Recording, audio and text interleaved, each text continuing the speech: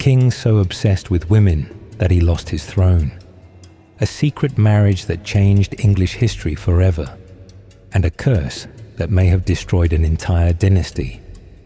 This is the story of Edward IV, the medieval king who proved that sleeping your way through the kingdom has consequences. And trust me, you won't believe where this ends up. Let's set the scene. It's 1461.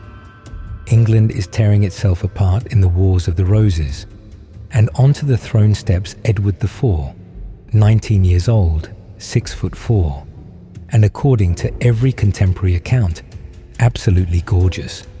We're talking medieval supermodel. One chronicler described him as the most beautiful prince Christendom had seen in his day. But here's the thing about Edward. He didn't just look good. He knew it. And he was about to use it in ways that would make modern tabloids blush. Within months of becoming king, rumours started spreading through London. The young king had a problem. Actually, multiple problems. All of them women. His own court historian later wrote that Edward was addicted to sexual desire and would pursue any woman who caught his eye, regardless of her station or marital status. But this wasn't just royal indiscretion. This was obsession at a pathological level. So how did a medieval king seduce women? Edward had a system, and it was disturbingly calculated. First, there were the promises. Edward would promise marriage, titles, land, whatever it took. One chronicler noted that he would pursue with no discrimination the married and unmarried, the noble and lowly. He'd whisper sweet nothings about making them queen, making their families powerful. And then, once he got what he wanted, most of these promises evaporated like morning mist. But here's where it gets darker. Edward had enablers. Chief among them was William, Lord Hastings, his closest friend and partner in debauchery. These two would prowl through London together, seeking out attractive women. They had a network of intermediaries who would identify potential conquests and arrange secret meetings. One account describes how Edward would disguise himself and visit merchants' wives while their husbands were away. Another tells of how he'd summon women to private chambers in the Tower of London. This wasn't just a king enjoying privileges. This was systematic predation with the full weight of royal power behind it. The French chronicler Philippe de Comines, who actually met Edward, wrote that the king was greatly devoting himself to sexual desire, vanity, and dissolute living. Now, in 1464, something happened that would change everything. Edward fell hard for a woman named Elizabeth Woodville. She was a widow, a commoner by royal standards, and most scandalously, she said no. This had never happened to Edward before.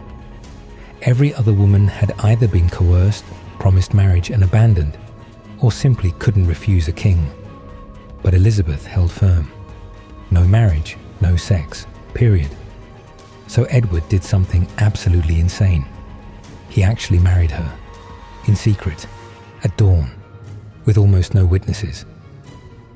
On May 31st, 1464, Edward IV, King of England, married Elizabeth Woodville in a private ceremony that wasn't revealed for 4 months. When the news broke, it was a political earthquake. Edward's advisors were furious. His most powerful supporter, the Earl of Warwick, had been negotiating a French princess for Edward's bride. The nobility was outraged that their king had married so far beneath his station. But Edward didn't care. He'd finally met someone he couldn't manipulate, and it drove him wild. But here's the twist that history remembers. This marriage might have been illegal. And before we go any further, take a second and tell us in the comments what's going through your mind. We read them all. If stories like this are your thing, subscribe to History's Dark Ledger. Now, let's keep going. Years earlier, Edward had used his favourite tactic on a woman named Eleanor Butler. She was the daughter of the Earl of Shrewsbury, young, beautiful and devout. Edward promised to marry her.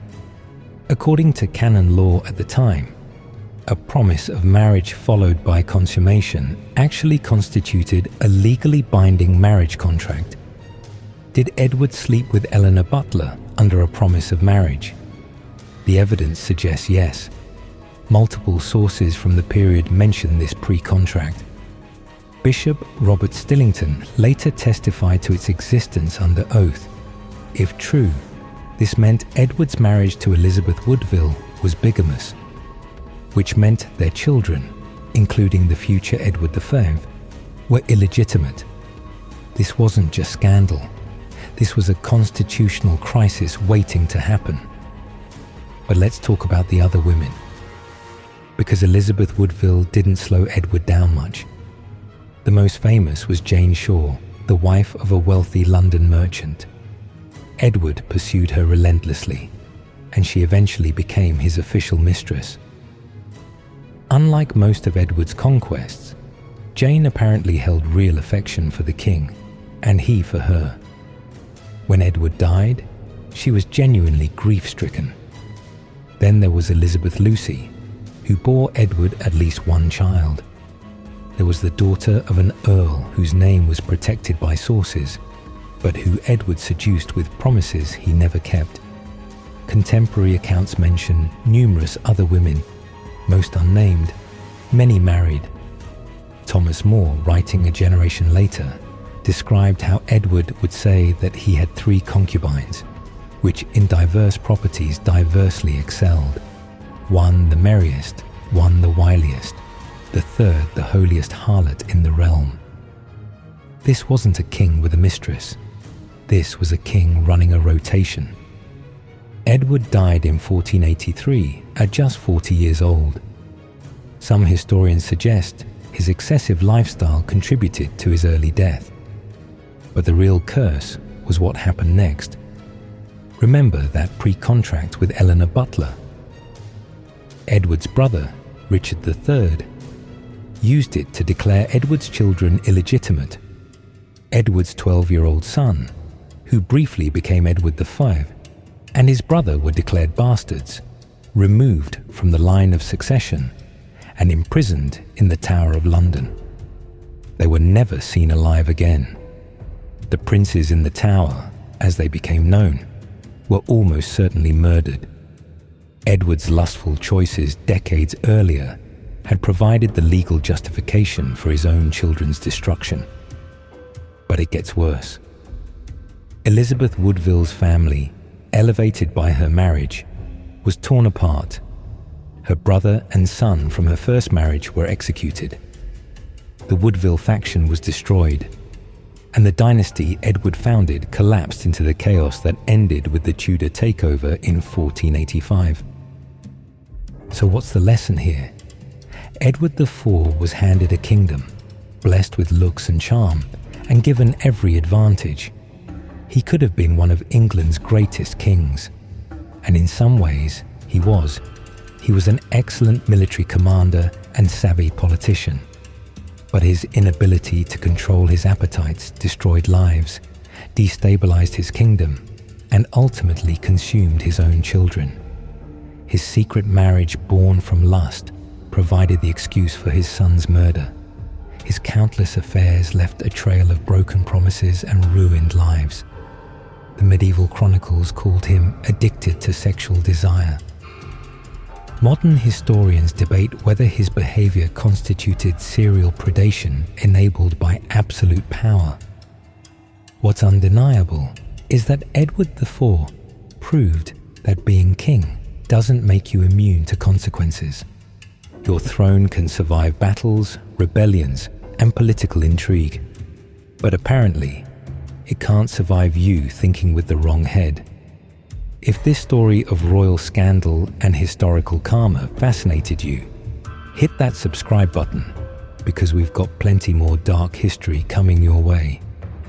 And let me know in the comments, do you think Edward's downfall was divine justice, or just the inevitable result of terrible choices?